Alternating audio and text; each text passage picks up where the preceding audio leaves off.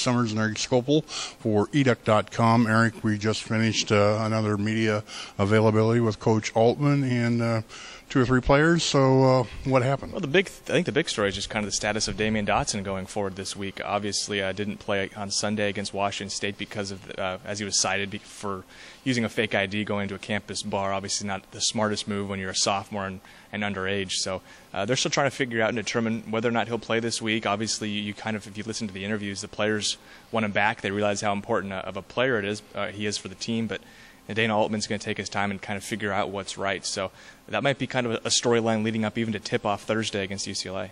Well, he will be making the trip, of course, sure, down to Southern California, when the Ducks play UCLA and USC. But, of course, no decision's been made.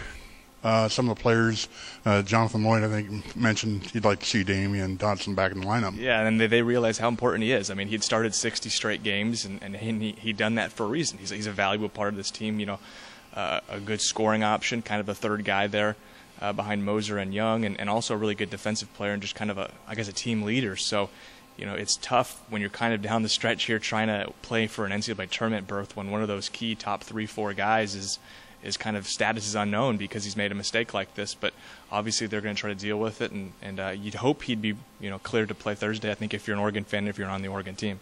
Well, that of course is Thursday night's UCLA. USC is on Saturday. So next week there's going to be an odd game. Yeah, you're quizzing me here. Yeah, Arizona State will be next Tuesday, which is going to be a little bit different in the schedule. But the thing that I'm really noticing about this team is that there's a lot of guys that can get hot and get hot fast. I asked Joe Young about that. He struggled a little bit in the second half, but then he quickly pointed out that he had six assists, which he was very happy about, and then he started warming up.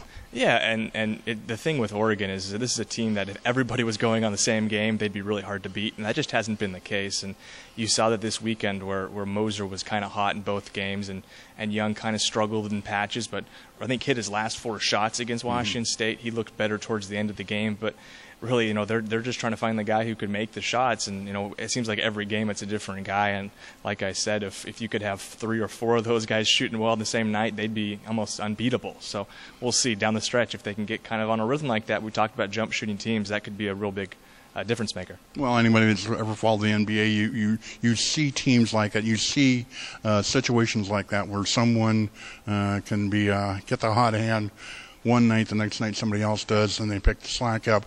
This can be, at this point of the season, headed into the Pac-12 tournament, the Ducks are on a little bit of a roll right now. Yeah, 3-game winning streak, which after they lost 5 in the middle of January, you kind of thought this season might be over here. They've played themselves back into the position where you can kind of start talking about the NCAA tournament. If they finish strong, going to have to win a lot of games here. They can't lose, obviously, to USC or Arizona State, I don't think. Those are the 2, I think, easier matchups they have left. Obviously, USC, one of the worst teams in the conference, but wins over Arizona or UCLA, and they're right back in it. So, obviously good that they were able to finish off this homestand against the Washington schools in Oregon State and give themselves a chance. Well, that's for sure. And fortunately, educ.com now is going to give you a chance to follow the action as our message boards are back in operation.